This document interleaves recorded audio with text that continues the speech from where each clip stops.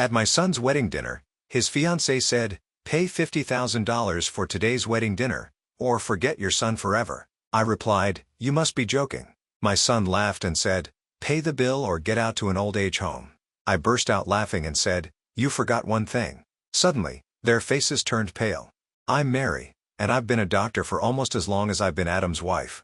We've had our share of good times and tough moments, but those 32 years together passed by so quickly. Our home, big and warm, was always full of life, especially when our sons, Larry and Brian, were young. Larry and Brian were very different from each other, like night and day, but each brought their own kind of happiness into our lives. Adam and I, both being doctors, worked really hard to create a comfortable life for our family. Over the years, we managed to buy a couple of apartments, renting them out for some extra money. Life seemed to be going well until one day, Adam came home looking pale and more serious than I had seen him in years. "Mary, we need to talk," he said with a heavy tone as he put down his medical bag by the door. "I had some tests done last week. The results, they came back.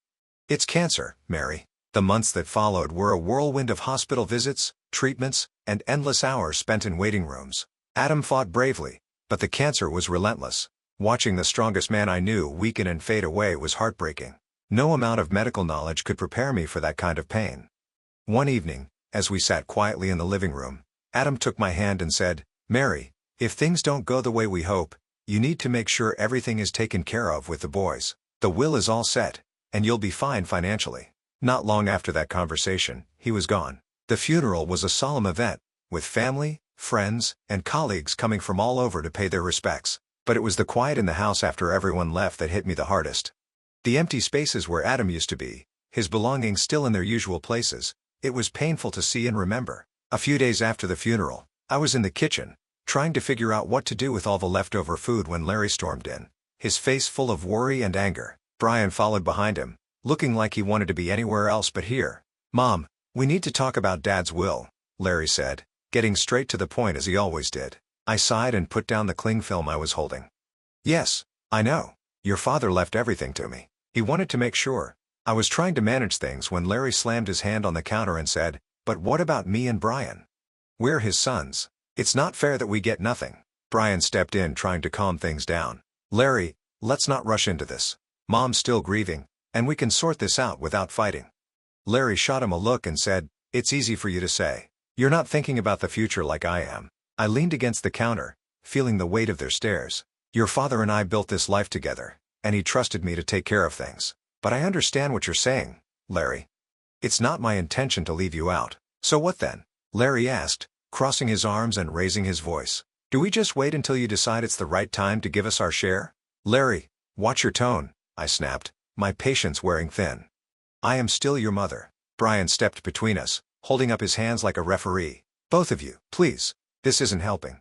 Mom, maybe there's a middle ground here." I nodded and rubbed my temples, thinking it over. "Okay, here's what we can do. The apartments your father and I invested in, the ones downtown," I started, but Larry interrupted. "Yes, those." I gave him a look that told him to be quiet for a moment. "I was thinking you each take one. They're yours to live in or rent out. And from the savings, let's say $320,000 each to help you get started with whatever you need."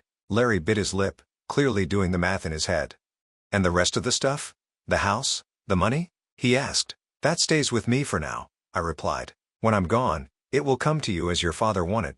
Larry looked like he wanted to argue more, but Brian nudged him and said, "Let's think about this. It's a fair start. Mom's not leaving us with nothing." Larry finally nodded, though he still seemed unhappy. "Fine, but I want this in writing, Mom. No more surprises."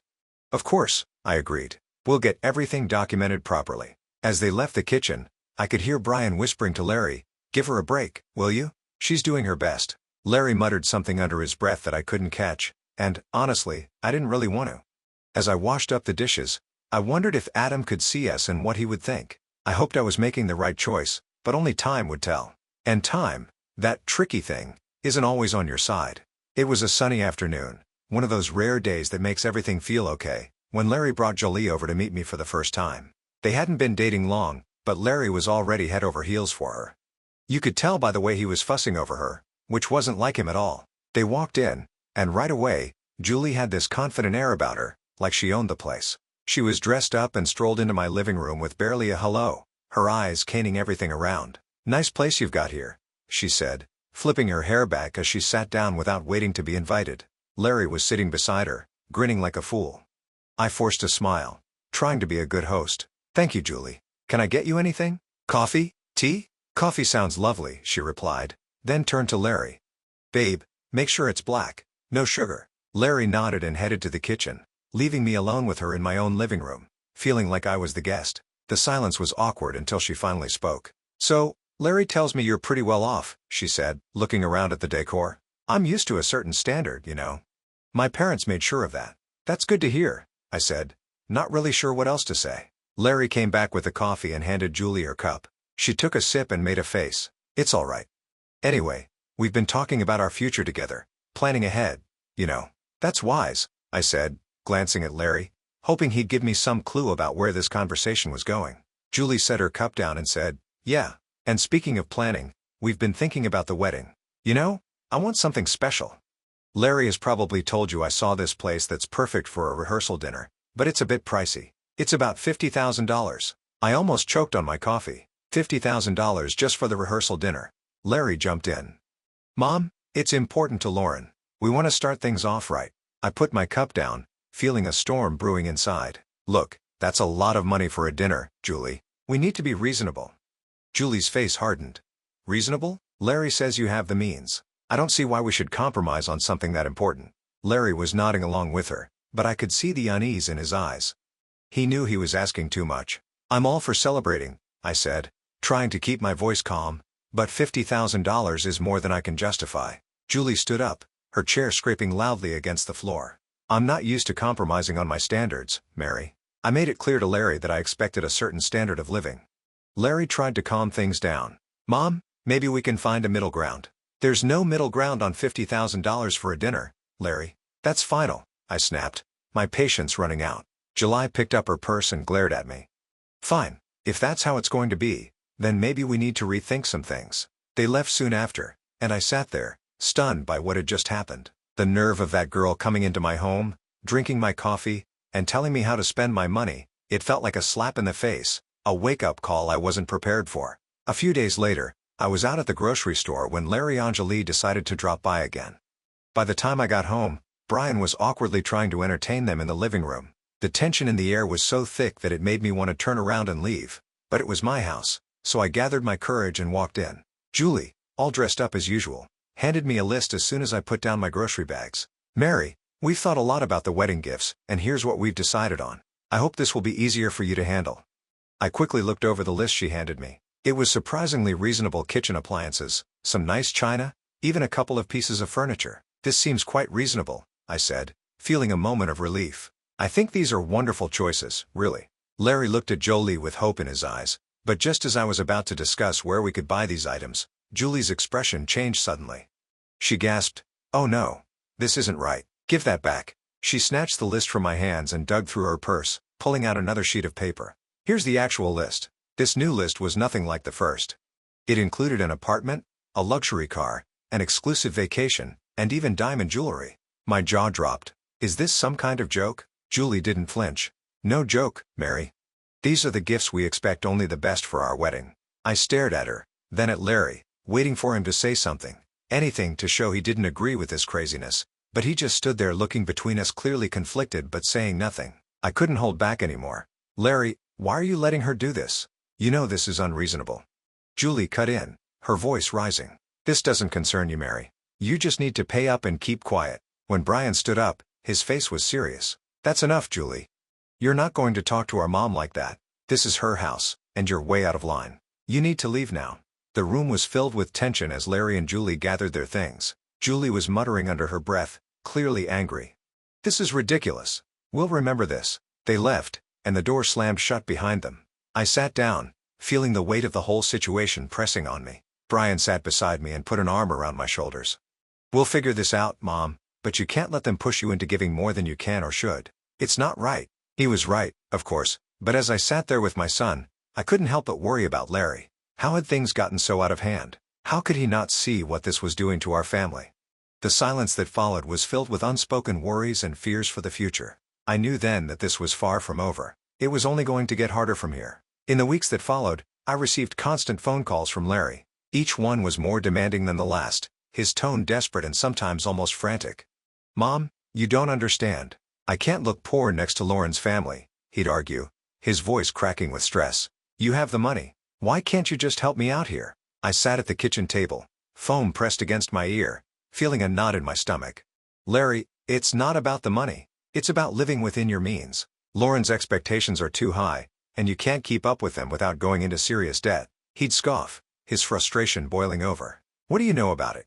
I'm not going to live like a pauper. I need more from the inheritance now. The amount you've offered isn't enough." "Larry, I've offered to cover half the wedding costs up to $135,000 and give a $8,000 gift. That's more than generous. Everything has to be agreed upon with me, though no surprises." There was a pause, then a sharp laugh from him. "That's nothing. You're just being stingy. You have $1 million sitting there. Why are you holding out on me?" "Because it's not just about the money," I replied, my patience wearing thin. "It's about not feeding into this unrealistic fantasy that's going to ruin you." He yelled loud enough that I had to pull the phone away from my ear. "I don't need this. I'll handle it my way. Forget you." And with that, the call ended. Months passed in silence. I tried to keep myself busy with daily routines, trying not to worry about Larry, but the peace was short-lived. One afternoon, the phone rang, and it was my sister-in-law, Hannah. "Mary, I thought you should know." Hannah's voice was hesitant, careful. "Larry is flying all the wedding guests to Bermuda. He sold his apartment to pay for it and expects you to get there on your own. He mentioned you weren't interested in helping." I hung up, a mix of anger and sorrow swirling inside me. How could he be so reckless? Before I could process it all, Brian came into the room, his expression serious. "Mom, there's something you need to hear." I recorded their conversation when they were sitting here in the living room. He handed me an audio recorder. I pressed play, and the voices of Larry and Jolie filled the kitchen. "Your mom is just a nasty old woman with a fat wallet. We need to squeeze as much as we can out of her and then cut her off," Jolie's voice said coldly. Larry's voice responded, just as chilling. "Whatever it takes, Lauren. I'm not going to let her control us. If it comes down to it, I'll kick her out in her underwear." I turned off the recorder, my hands trembling. Hearing my own son speak like that about me, his mother, was too much. The room spun as I tried to understand the depth of his betrayal. Deciding to fly to Bermuda wasn't easy, but Brian was by my side, both of us tense but determined to face whatever awaited us. When we landed and approached the venue, I was taken aback by the sheer extravagance of it all. Flowers everywhere, lights strung like stars across the evening sky, and music floating in the air. As we walked into the gathering, I spotted Larry and Julie mingling with the guests. They looked like the perfect couple, all smiles and laughter. My heart ached to see my son so lost in this artificial paradise. Before I could take another step towards them, Julie spotted us. Her smile vanished, replaced by a scowl as she marched over, her high heels clicking angrily against the stone pathway. "You shouldn't be here," she hissed, stopping just inches from me, her voice loud enough to draw attention. "This is my day, and you're not welcome." I was stunned, but before I could respond, her parents, who had overheard everything, came over. Her father, a tall and stern-looking man, spoke first. "Julie, that is no way to speak to your guest, especially not to Larry's mother." His tone was firm, and it made her cheeks flush with embarrassment. Her mother, looking just as upset, turned to me with an apologetic smile. "Mary, please come with us. Let's find you a place to sit." They guided us away to a table at the edge of the setup. It was clear that this spot was an afterthought with no proper setting. The ceremony started soon after with speeches that felt empty given the tension. Then unexpectedly, I was handed the microphone. I stood up, my legs shaky but my resolve firm. "I came here today to wish my son and his new wife a happy future," I began, my voice steady despite how I felt inside. "But I also believe in honesty and integrity, qualities that have been sadly missing in the events leading up to this day." Julie's face went from pink to red, her eyes glaring at me with anger. "I was asked for money time and again in amounts that no reasonable person would find justifiable. When I couldn't meet these demands, I was threatened with being cut off from my family and future grandchildren." My voice cracked a little, but I continued. Brian, seeing my distress, stepped closer and put a supportive hand on my shoulder. I nodded at him, then played the audio recording he had made. Julie's voice filled the air, cold and calculating, discussing how they would get more money from me. Larry's voice agreed, saying he was willing to leave me with nothing for the sake of his bride. The crowd murmured, shocked and disapproving. I turned off the recorder, and the silence was heavy. I gave my son an apartment and $35,000, and yet it was never enough. Today, I'm making it clear that I will not be treated as an ATM or threatened.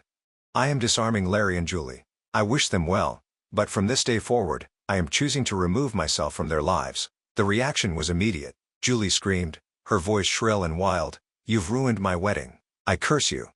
After everything that had happened, coming back home was bittersweet. In the quiet, I made a decision that even surprised me. I quit my job. I had spent years healing others as a doctor, but now it was time to heal myself and rebuild the life that recent events had shaken. Brian, bless his heart, had just graduated from art college and was full of ideas and ambition. With the $37,000 I gave him, Brian opened his own tattoo parlor. It wasn't just any shop. It quickly became a place where art and skin came together in beautiful ways. Brian put his heart and soul into his work, and it paid off. He started entering tattoo contests, and soon his name was on everyone's lips in the local community. Before we knew it, he was opening more locations, creating a network of salons that became a hotspot for tattoo enthusiasts. I'd watch him sketch late into the night, his dedication a sharp contrast to the chaos his brother had chosen. "You're doing amazing, Ali," I'd say, pride swelling in my chest. During these peaceful months, Larry reappeared one afternoon. He showed up at the door, his eyes tired, his shoulders slumped, a far cry from the ambitious sharp man he used to be. "Mom, I need to talk," he said, not waiting for an invitation to sit down. His voice was weary, so different from the demanding tone I had grown used to. I sighed and motioned for him to continue. "What is it, Larry?" "It's Lauren. She's driving me crazy, wanting more and more. Nothing's ever enough. I got a second job, but it's still not enough for her." His words were filled with desperation, but they couldn't erase the past so easily. "Larry, I warned you. I told you that living like that with someone like her was unsustainable." He rubbed his face, frustration clear. I know you did." But I thought his voice trailed off, hopelessness replacing any explanation. "Thought what?"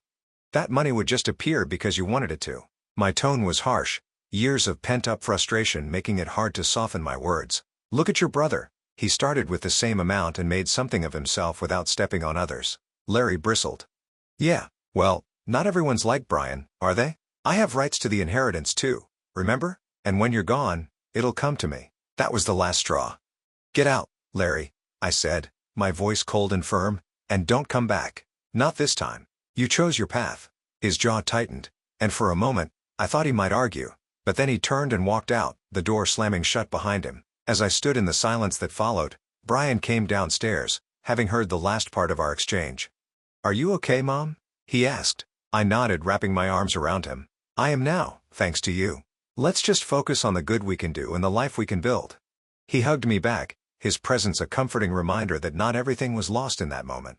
I knew that despite the heartaches, the journey was still worth it. We had each other, and that was enough to keep moving forward. After the storm with Larry had passed, our home settled into a calm I hadn't felt in years. It was during this peaceful time that Brian brought someone special home. Her name was Joyce, and she was everything. Jolie wasn't kind, humble, and genuinely caring. As the weeks turned into months, their relationship grew stronger, and soon they announced their engagement. The wedding was nothing like Larry's extravagant affair. It was a simple, heartfelt ceremony in our backyard. Flowers from the garden, homemade decorations, and a small group of close friends and family made the day perfect. During the reception, I pulled Brian aside and said, "You've chosen a wonderful woman," my voice thick with emotion. He squeezed my hand and replied, "I learned from the best," giving me a knowing look. Life moved quickly after that. They sold the apartment I had given Brian, added some of their savings, and bought a small cozy house just a few miles away. One sunny afternoon, while we were having tea in their new living room, Joyce shared some exciting news. "Mary, we're expecting twins," she announced, her eyes shining with joy. I nearly dropped my cup, overwhelmed with happiness. "Twins? Oh my goodness, that's wonderful." Brian beamed, his pride evident. "We wanted you to be the first to know. We're really happy, Mom." "Twins," I repeated, letting the words sink in. "Grandchildren." It was a new